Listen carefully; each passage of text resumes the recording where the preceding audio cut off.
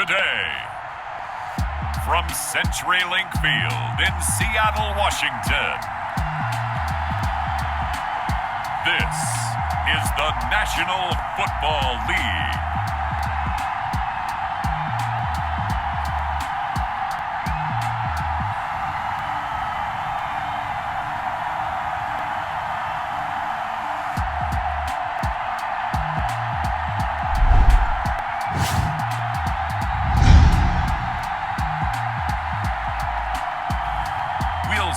Russell Wilson and the Seattle Seahawks taking on Drew Brees and the New Orleans Saints. We are just about set for football at CenturyLink Field here in Seattle. A few moments ago, they raised the 12th man banner, and this place, as usual, rocking and rolling. These folks love their football in Seattle. This was the scene a moment ago as the home squad came out of the tunnel, and it was just absolutely deafening in this building. They're set for football, so are we, as the Seahawks get set to match up with the New Orleans Saints.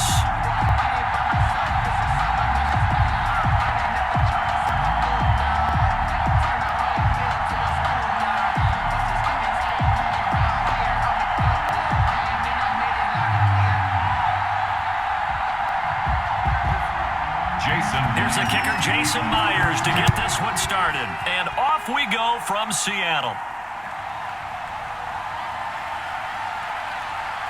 And a decent return out to the 27-yard line. The Saints offense now getting set here and leading them out in what could be his final NFL season. The game's all-time leading passer, that's Drew Brees. Not exactly the start to the 2019 season that Drew Brees anticipated when he injured his thumb against the Rams in Week 2 and forced him to miss 5 weeks. The Saints did go 5-0 during his absence, and when he came back, they didn't miss a beat. Rallied him to another division title and got him into the playoffs, and late in the season, passed Peyton Manning for the most career touchdown passes.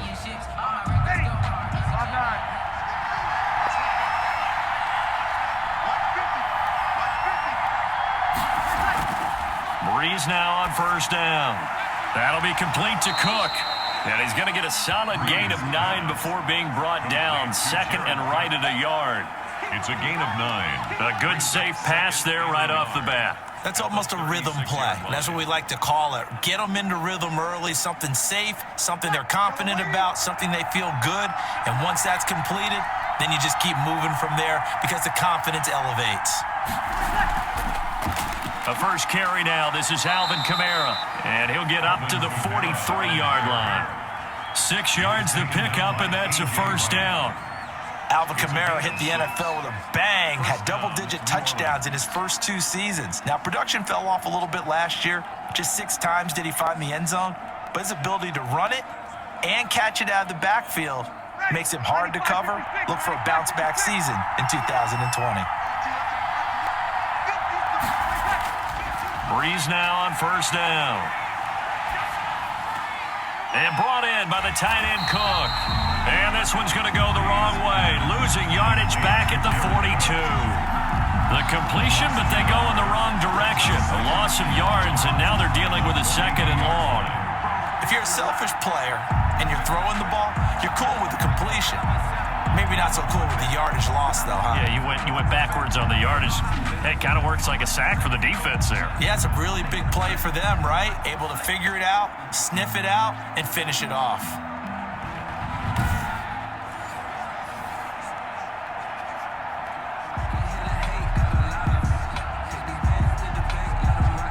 That pass play wound up for negative yardage, so here's second and 11.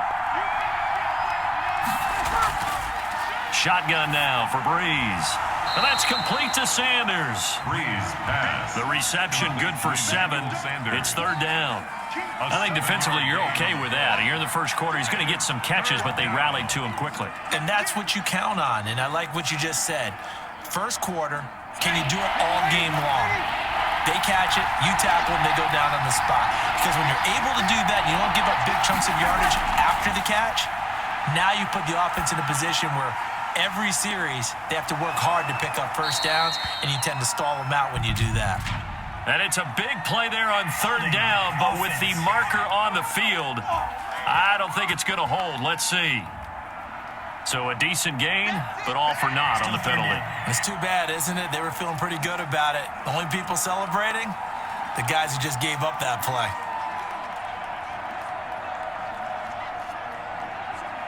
So following the holding call, what can they do here on 3rd and long?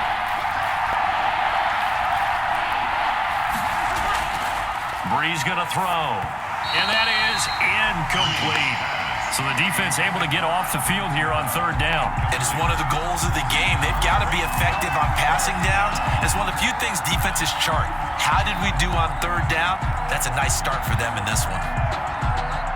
Here's Thomas Morstead on now to punt it away on 4th down. Back deep for the Seahawks, Tyler Lockett.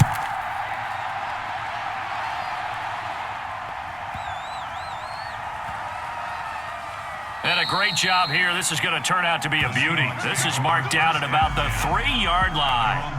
Out now comes Russell Wilson in season number 9, 6-time Pro Bowler, as he gets set to lead this Seahawks offense. Whenever you think about the Seattle Seahawks, one of the first things that pops to mind is how well they run the football and how much they like doing it. But you have to also look at how well Russell Wilson has played at the quarterback spot.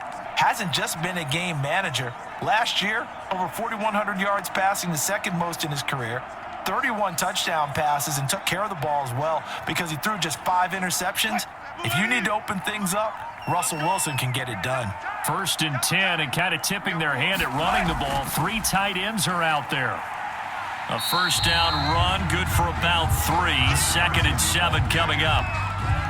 And that's frustrating for a defense because they've got them pinned down deep. And on the first play, they gave up a run that keeps an offense on schedule. Yeah, because 3 to 4 yards, that's all you're looking for right there, right? That's absolutely perfect, really, as a play call. You get 3 to 4 yards on 1st down. That's what they talk about us all the time, about being ahead of the chains or on target, ahead of schedule. They were after that run. No score after 1 on EA Sports.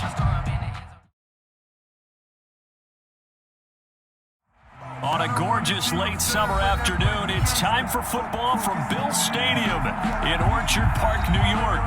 The folks in Buffalo love their Bills, and a moment ago they entered to the delight of this sold-out crowd. They're set for football as their Bills will do battle with the Minnesota Vikings.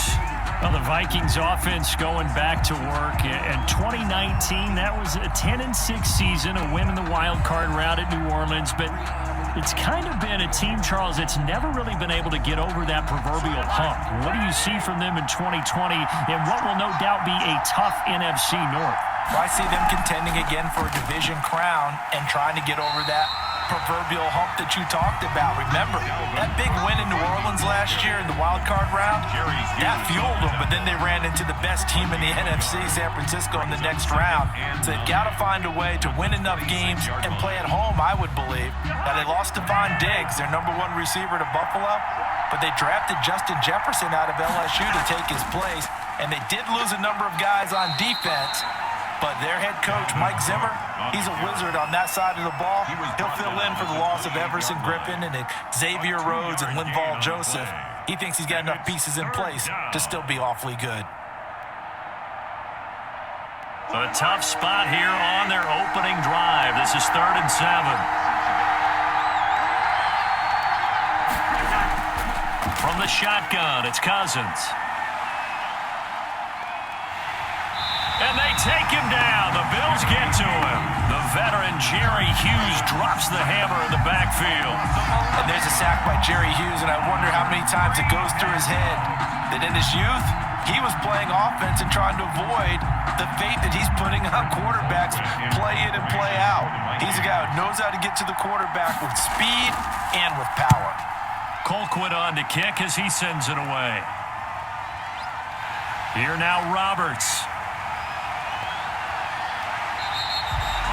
A terrific return. 30 yards all in all. And the Bills are going to take over in great position here with a 1st and 10.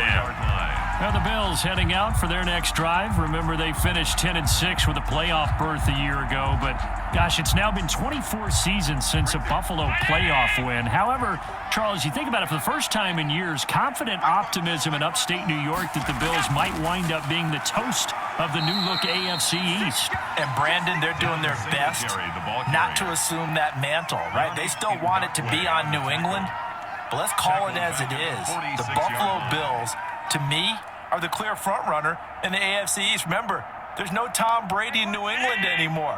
This is their opportunity to take over a division. Remember Brady? He was 32-3 against them in his career as a Patriot.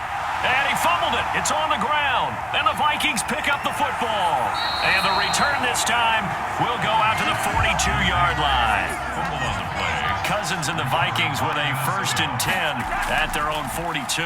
He'll start by handing it off to Dalvin Cook. And he'll work it across midfield inside the 45. A quick first down pickup. Good start after going 3 and out on their opening drive. And it's pretty evident when you watch how Minnesota plays, just how important Dalvin Cook is to their offense. 1,000-yard rusher a year before, the first one the Vikings had since Adrian Peterson was dominating their carries. And having Cook in the lineup for the bulk of the season, that made Minnesota exactly what their head coach Mike Zimmer wanted them to be. A much more physical team that complemented their defense. That catch good for only a couple. Out of bounds at the 41-yard line. 2 yards on the pickup. It's 2nd and 8.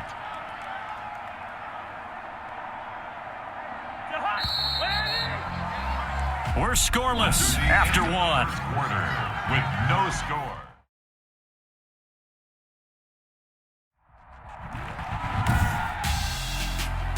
Tonight on EA Sports, it's Super Bowl Sunday.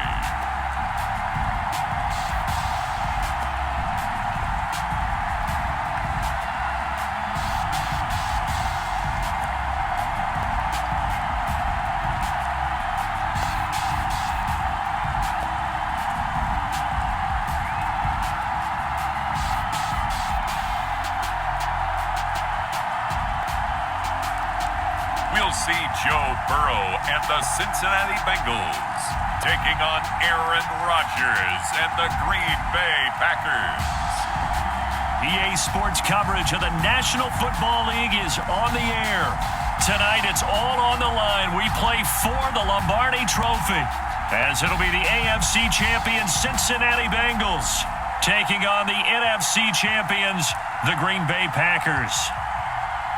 Brandon Gaudin alongside Charles Davis. Charles, this is maybe the most unlikely Super Bowl run we've seen in a long time, maybe ever. The Bengals, they had not won a playoff game since January of 1991, 2-14 a season ago, yet here they are, the AFC champs. Well, I think you're onto something there, partner, to me. And this has to be the single most remarkable turnaround in NFL history. Now, remember, they've had Super Bowl appearances in the past. They had 2 of them, number 16 and 23. Unfortunately, they ran into Joe Montana and the 49ers both times and lost those games. Imagine capping it all off, going from 2-14 to Super Bowl champs. Meanwhile, the Packers are back as they look to bring another Super Bowl title home to a place aptly named Titletown. And they're looking for their 5th win, which would tie them with the Cowboys and 49ers for 2nd all-time. They did last win it in 2011. That was Super Bowl 45. Aaron Rodgers leading them over the Pittsburgh Steelers. But when you talk about titles, and you mentioned Titletown, they've won 13 championships overall when you count all the NFL titles prior to the Super Bowl era as well. So this is a town that's used to winning, and they expect to win this one as well.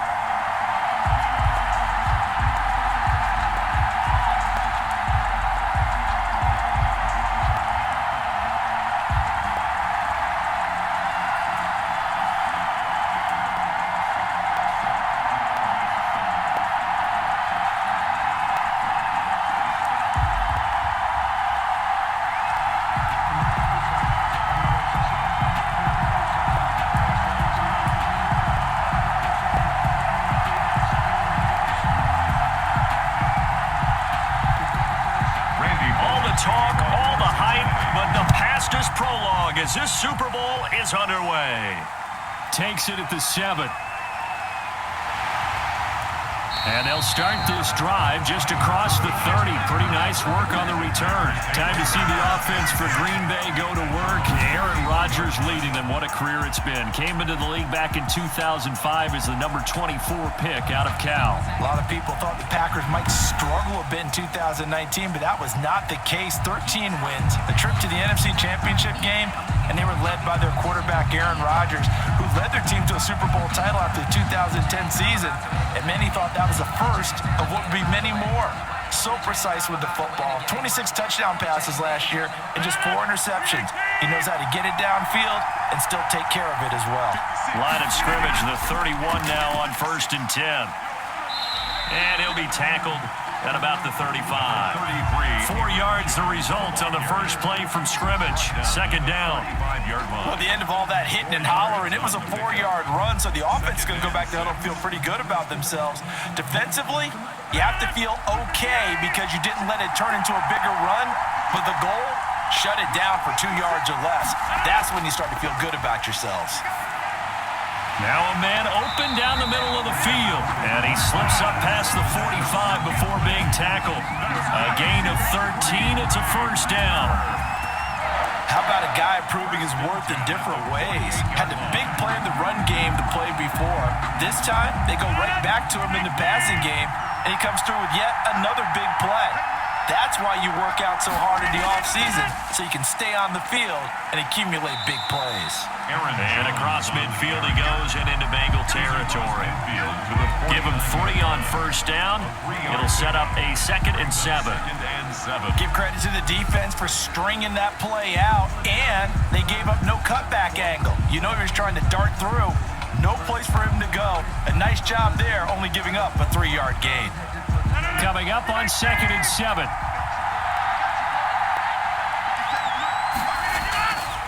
Shotgun now for Rodgers. And his throw here's incomplete. From the snap, he certainly looked like he knew where he wanted to go with the ball, but surprise, that guy was covered. So that took his attention elsewhere to no avail. They head to the line facing a 3rd and 7 following the incompletion on 2nd down. From the gun, it's Rodgers. Oh, he almost picked it. Nearly a turnover there on their opening drive. That's a throw he'd like to have back. Now 4th down. Has to be a little bit of frustration there. Back-to-back incompletions. Receivers blanketed on both attempts, this time on 3rd down. On 4th down, here's Green Bay's 3rd-year punter, J.K. Scott. Alex Erickson deep for Cincinnati. And the punt team on now as this one's sent away. And this punt sails over the sideline. And the spot, it looks to be right at the 25-yard line. The Bengals set and ready to go on offense, leading the charge out of LSU, Joe Burrow, the #1 overall pick back in April. And when you talk about the traits that make Joe Burrow successful, you got to start with his head. This guy thinks the game, sees the game, loves the game. Then you go to the arm. He can make every throw. And then within a play, 2nd and 3rd reaction plays that are big ones downfield. That was why he won the Heisman Trophy, and that was why I voted for him, in addition to him winning a national championship. Burrow going to lead up the Bengals here 1st and 10 at their own 25-yard line.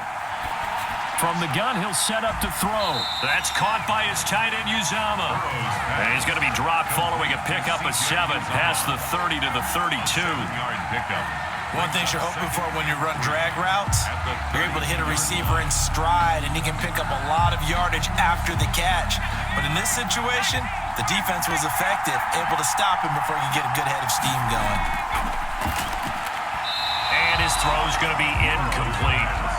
Well, they've got man coverage on the outside, and my scouting report on these DBs tells me that they love to take matters in their own hands. They want man coverage, not zone. And there was good coverage there that forced the incompletion.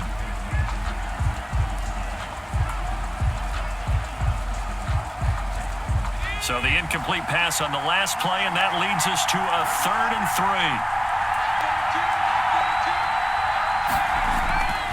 Out of the gun, it's Burrow. And a throw there going to be incomplete. A lot of times it's that first read that you have. Maybe you get it in pre-snap, and he locked in on his target, but he was covered quite well, and that one's incomplete.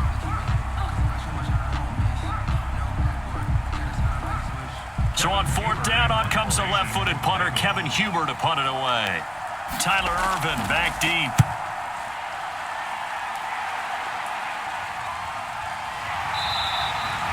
So possession goes over here on the punt, and it'll be Packer football here. First down and 10. Now this offense ready to head back out there. The crowd may be losing just a little bit of the edge after back-to-back punts. They want some big plays. They want to see some offense. They want to see somebody break away, whether it's through the air or on the ground. Now it'll be interesting to see where the patience is on both sides. Each head coach, can you hang in there and not try and force something that could put your team in some jeopardy? Rodgers will break the huddle and bring the pack up first and 10 at their own 22. He'll drop to throw. And he'll be taken down by the Bengal pressure. Geno Atkins got home that time. And we say it all the time, have to be able to get rid of the ball sooner than that. You have to help your offensive line out. They're going to protect you as best they can. And if you're getting 3 to 5 seconds to throw the ball, they're doing a really nice job. But when you hold it and give up a sack, you're really almost discrediting their work.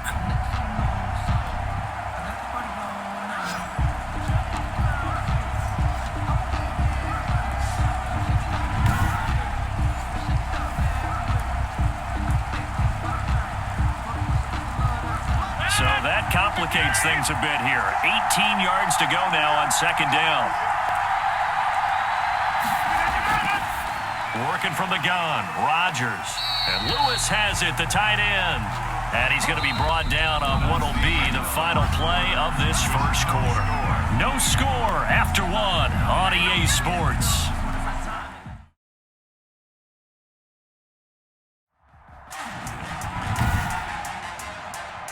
Today, from Lincoln Financial Field in Philadelphia, this is the NFL on EA Sports.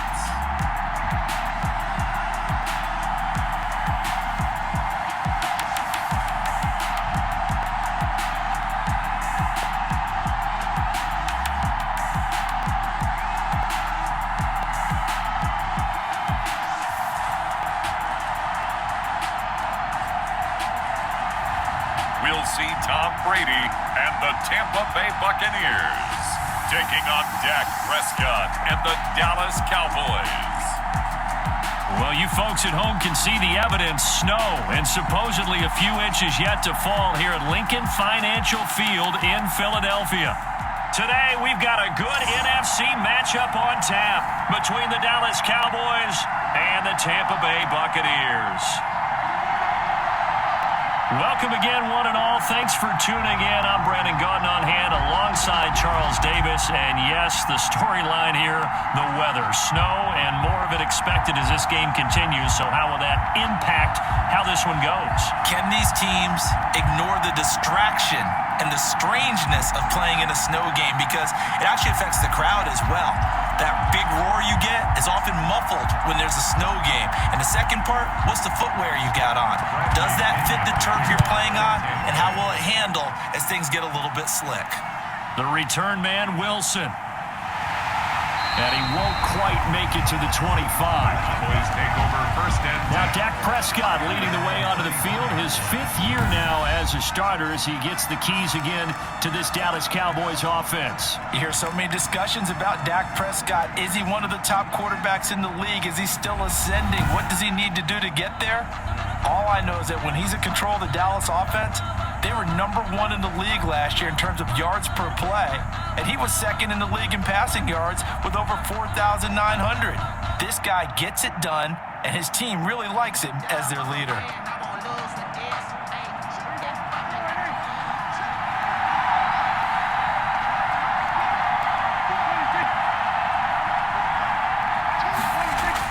On first and 10, Prescott. Got an open man. It's Michael Gallup. 4 yards the result on the first play from scrimmage. Second down. It's now 2nd and 6 at the 28-yard line.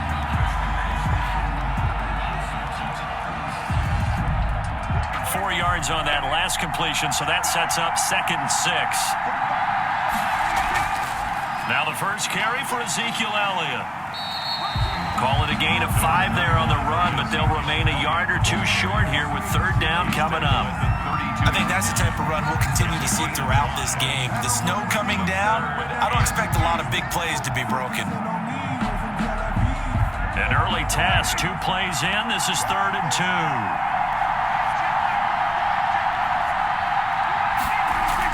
They'll try and run for it with Elliott. And he's brought down, but not before picking up the first with a very effective stiff arm. A gain of 5. First down, Dallas. Defense had a chance to get off the field here on the opening drive, couldn't do it. I know that we go into these meetings with coaches, and sometimes maybe we can get, a little bit numb because they're always going to talk about how important third down is, aren't they? Offense and defense. In this case, one capitalized, and the other, as you said, had a chance to get off the field and didn't get it done.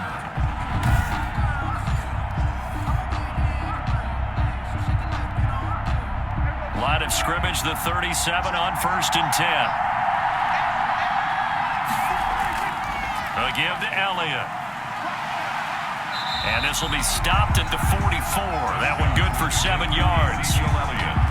That was a really nice job by them picking up the run blitz and detecting it and blocking it and turning it into a nice run. And a lot of times you think if you blitz a running play, you're going to smother it. But a lot of the blitzers, they come in a little bit high. They don't have great leverage, and they're easily blocked and turned to the side. Working with a 2nd and 3.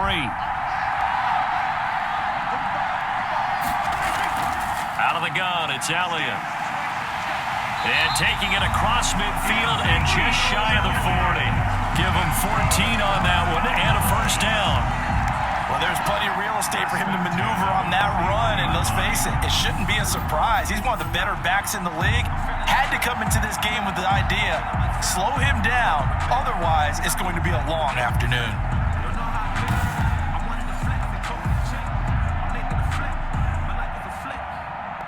So after a good run by Zeke, another 1st and 10. They'll try to throw now. Prescott looking middle, and it's incomplete. The rookie CeeDee Lamb, the intended receiver, but it's going to be 2nd down. They've given up a few first downs on this drive, but getting the incompletion there, that should give them something to build on and maybe turn the tide. Here now is 2nd and 10, again from the 41. Here's Prescott. He's got the first down here inside the 30. And this is going to lead to another first down as the tackle's made at the Bucs' 25-yard line. 16 yards, a first down. 10 at the 25-yard line.